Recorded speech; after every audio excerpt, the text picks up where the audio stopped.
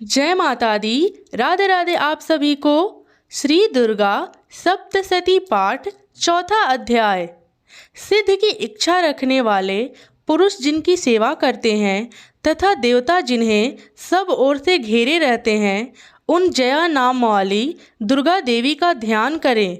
उनके श्री अंगों की आभा काले मेघ के समान श्याम है। वो अपने कटाक्षों से शत्रु समूह को भय प्रदान करती हैं। उनके मस्तक पर अवध्य चंद्रमा की रेखा शोभा पाती है। वे अपने हाथों में शंख, चक्र, कृपाण और त्रिशूल धारण करती हैं। उनके 3 नेत्र हैं। वो सिंह के कांधे पर चढ़ी हुई हैं और अपने तेज से तीनों लोकों को परिपूर्ण कर रही हैं। ऋषि कहते हैं, अत्यंत पराक्रमी दुरात्मा महिषासुर तथा उसकी दैत्य सेना के देवी के हाथों से मारे जाने पर इंद्र आदि देवता प्रणाम के लिए गर्दन तथा कंधे झुकाकर उन भगवती दुर्गा का उत्तम वचनों द्वारा स्तवन करने लगे। उस समय उनके सुंदर अंगों में अत्यंत हर्ष के कारण रोमांच हो आया था। देवता बोले, संपूर्ण देवताओं की शक्ति का समुदाय ही जिनका स्वरूप है तथा जिन देवी ने अपनी शक्ति के संपूर्ण जगत को व्याप्त कर रखा है, समस्त देवताओं और महर्षियों की पूजनीय उन जगदम्बा को हम भक्ति पूर्वक नमस्कार करते हैं। वो हम लोग का कल्याण करें। जिनके अनूप प्रभाव और बल का वर्णन करने में भगवान शेषनाग, ब्रह्मा जी और महादेव जी भी समर्थ नहीं हैं, वो भगवती चंडिका संपूर्ण जगत का पालन एवं अशुभ भय का नाश करने का विचार करें। जो पुणात्माओं के घरों में स्वयं ही लक्ष्मी के रूप से, पापियों के यहाँ दरिद्रता के रूप से शुद्ध अंतःकरण वाले पुरुष के हृदय में बुद्धि रूप से, सत्व पुरुषों में श्रद्धा पूर्वक से तथा कुलीन मनुष्य के लज्जा रूप से निवास करती हैं, उन आप भगवती दुर्गा को हम नमस्कार करते हैं। देवी, आप संपूर्ण विश्व का पालन कीजिए। देवी, आपके इस अचिंत्य रूप का असुरों का नाश करने वाली भारी पराक्रम का तथा समस्त देवताओं और दैत्यों के समक्ष युद्ध में प्रकट किए हुए आपके अद्भुत चरित्र का हम किस प्रकार वर्णन करें। आप संपूर्ण जगत की उत्पत्ति के कारण हैं। आप में सत्वगुण, रजोगुण और तमोगुण, ये तीनों गुण मौजूद हैं, तो भी दोषों के साथ आपका संसर्ग नहीं जान पड़ता। भगवान विष्णु और महादेव जी आदि देवता भी आपका अपार नहीं पाते। आप ही सबका आश्रय हैं। यह समर्थ जगत आपका अंशभूत है, क्योंकि आप सबकी आदिभूत अव्याकृता पराप्राकृतिक हैं। देवी, संपूर्ण यज्ञों में जिसके उच्चारण से सब देवता तृप्त लाभ करते हैं, वह स्वतः आप ही हैं। इसके अतिरिक्त आप पितरों की भी तृप्त का कारण है, अतः सब लोग आपको स्वधा भी कहते हैं। देवी, जो मोक्ष की प्राप्ति का साधन है, अचिंत्य महाव्रत स्वरूपा है। समस्त दोषों से रहित जितेंद्रिय तत्व को ही सार वस्तु मानने वाले तथा मोक्ष की अभिलाषा रखने वाले मुनिजन जिसका आभास करते हैं, वह भगवती पराविद्या आप ही हैं। आप शब्द स्वरूपा हैं। अत्यंत निर्मल ऋग्वेद, यजुर्वेद तथा उद्गीत के मनोहर पदों के पाठ से युक्त समावेद का भी आधार आप ही हैं। आप देवी त्रयी और भगवती हैं। इस विश्व की उत्पत्ति और पालन के लिए आप ही वर्ता के रूप में प्रकट हुई हैं। आप संपूर्ण जगत की घोर पीड़ा का नाश करने वाली हैं।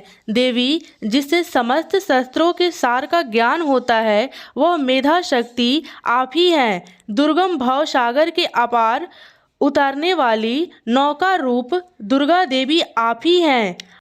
आपकी कहीं भी आसक्ति नहीं है।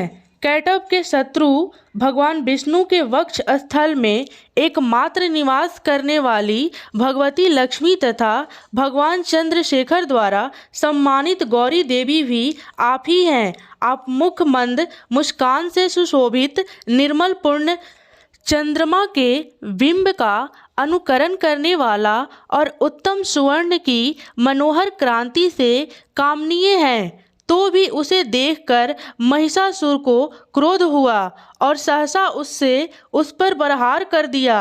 यह बड़े आश्चर्य की बात है देवी। वही मुख जब क्रोध से युक्त होने पर उदय काल के चंद्रमा की भांति लाल और तनी हुई भवों के कारण विकराल हो उठा, तब उसे देखकर जो महिषासुर के प्राण तुरंत नहीं निकल गए, यह उससे भी बढ़कर आश्चर्य की बात है, क्योंकि क्रोध में भरे हुए यमराज को देखकर भला कौन जीवित रह सकता है। देवी, आप प्रसन्न हो। परमात्मा स्वरूपा, आपके प्रसन्न होने पर जगत का अभ्युदय होता है और क्रोध में भर जाने पर आप तत्काल ही कितने कुलों का सर्वनाश कर डालती हैं। यह बात अभी अनुभव में आई है, क्योंकि महिषासुर की यह विशाल सेना क्षण भर में आपके कोप से नष्ट हो गई है।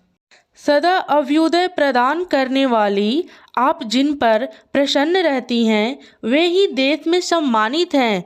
उन्हीं के धन और यश की प्राप्ति होती है। उन्हीं का धर्म कभी शिथिल नहीं होता तथा वे ही अपने हृष्ट पुष्ट स्त्री पुत्र और वृत्तियों के साथ धन्य माने जाते हैं। देवी, आपकी ही कृपा से पुण्यात्मा पुरुष प्रतिदिन अत्यंत श्रद्धा पूर्वक सदा सबके प्रकार धर्मानुकूल कर्म करता है और उसके प्रभाव से स्वर्ग लोक में जाता है। इसलिए आप तीनों लोकों में निश्चय ही मनवांछित फल देने वाली हैं। माँ दुर्गा, आप स्मरण करने पर सब प्राणियों का भय हर लेती हैं और स्वस्थ पुरुष द्वारा चिंतन करने पर उन्हें परम कल्याणमयी बुद्धि प्रदान करती हैं। दुख दरिद्रता और भय हरने वाली देवी, आपके सिवा दूसरा कौन है जिसका चित्त सबका उपकार करने के लिए सदा ही दरिद्र रहता है। देवी, इन राक्षसों के मारने से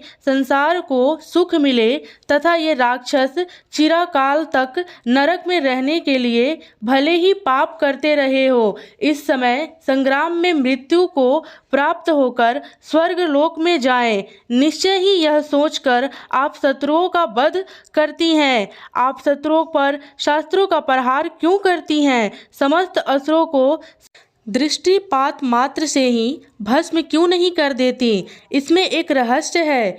ये शत्रु भी हमारे शस्त्रों से पवित्र होकर उत्तम लोकों में जाएं। इस प्रकार उनके प्रति भी आपका विचार अत्यंत उत्तम रहता है। खंडक के तेज पुंज की भयंकर दीप्त से तथा आपके त्रिशूल के अग्रभाग की घनीभूत प्रभा से चौधिया कर जो असुरों की आंखें फूटी नहीं गई, उसमें कारण यही था कि वो मनोहर रश्मियों से युक्त चंद्रमा के समान आनंद प्रदान करने वाले आपके इस सुंदर मुख का दर्शन करते थे। देवी, आपका शील दुराचारियों के बुरा बर्ताव को दूर करने वाला है। साथ ही यह रूप ऐसा है जो कभी चिंतन में भी नहीं आ सकता है और जिसकी कभी दूसरों से तुलना भी नहीं हो सकता, तथा आपका बल और पराक्रम तो उन दैत्यों का भी नाश करने वाला है जो कभी देवताओं के लिए पराक्रम को भी नष्ट कर चुके थे। इस प्रकार आपने शत्रुओं पर भी अपनी दया की प्रकट की है। वरदायिनी देवी, आपके इस पराक्रम की किसके साथ तुलना हो सकती है? तथा शत्रुओं को भय देने वाला एवं अत्यंत मनोहर ऐसा रूप भी आपके सिवा और कहाँ है? हृदय में कृपा और युद्ध में निष्ठुरता, ये दोनों बातें तीनों लोकों के भीतर केवल आप में ही देखी गई है। मातः आपने शत्रुओं का नाश करके इस समस्त त्रिलोकी की रक्षा की है। उन शत्रुओं को भी युद्ध भूमि में मारकर स्वर्ग लोक में पहुंचाया है तथा उन्मत्त दैत्यों से प्राप्त होने वाले हम लोगों के भय को भी दूर कर दिया है। आपको हमारा नमस्कार है। देवी आप शूल से हमारी रक्षा करें, अंबिके आप खंड से हमारी रक्षा करें तथा घंटा की ध्वनि और धनुष की टकरार से भी हम लोग की रक्षा करें। चंडिके पूर्व, पश्चिम और दक्षिण दिशा में आप हमारी रक्षा करें तथा ईश्वरी आप त्रिशूल को घुमाकर आप उत्तर दिशा में भी हमारी रक्षा करें।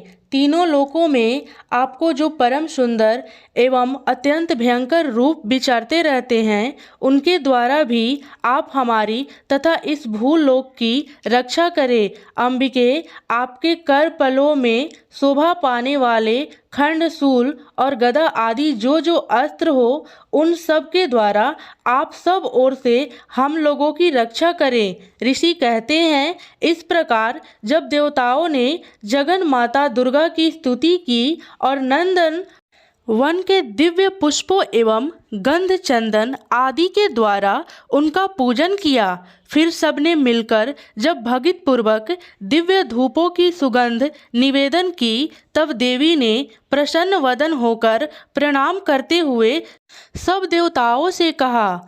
देवी बोली, देवताओं, तुम सब लोग मुझसे जिस वस्तु की अभिलाषा रखते हो उसे मांगो। देवता बोले, भगवती ने हमारी सब इच्छा पूर्ण कर दी, अब कुछ भी बाकी नहीं है, क्योंकि हमारा यह शत्रु महिषासुर मारा गया। महेश्वरी, इतने पर भी यदि आप हमें और वर देना चाहती हैं तो हम जब जब आपका स्मरण करें तब तब आप दर्शन देकर हम लोगों के महान संकट दूर कर दिया करें तथा प्रसन्न मुखी अंबिके, जो मनुष्य इन स्रोतों द्वारा आपकी स्तुति करे, उसे वित्त, समृद्धि और वैभव देने के साथ ही उसकी धन और स्त्री आदि संपत्ति को भी बढ़ाने के लिए आप सदा हम पर प्रसन्न रहें। ऋषि कहते हैं, राजन, देवताओं ने जब अपने तथा जगत कल्याण के लिए भद्रकाली देवी को इस प्रकार प्रसन्न किया, तब वो तथास्तु कहकर वही अंतर ध्यान हो गई। भूपाल इस प्रकार पूर्व काल में तीनों लोकों का हित चाहने वाली देवी जिस प्रकार देवताओं के शरीर से प्रकट हुई थी, वह सब कथा मैंने कह सुनाई। अब पुनः देवताओं के उपकार करने वाली वे देवी दुष्ट दैत्यों तथा शुंभ निशुंभ का वध करने एवं सब लोगों की रक्षा करने के लिए गौरी देवी के शरीर से जिस प्रकार प्रकट हुई थी, वह सब प्रसंग मेरे मुख से सुनो, मैं उसका तुमसे यथावर्त वर्णन करता हूँ। इस प्रकार श्री मार्कंडेय पुराण में सर्वणिक मनवंतर की कथा के अंतर्गत देवी महात्म्य में सरकादि स्तुति नामक चौथा अध्याय पूरा हुआ। धन्यवाद। जय माता दी। राधे राधे।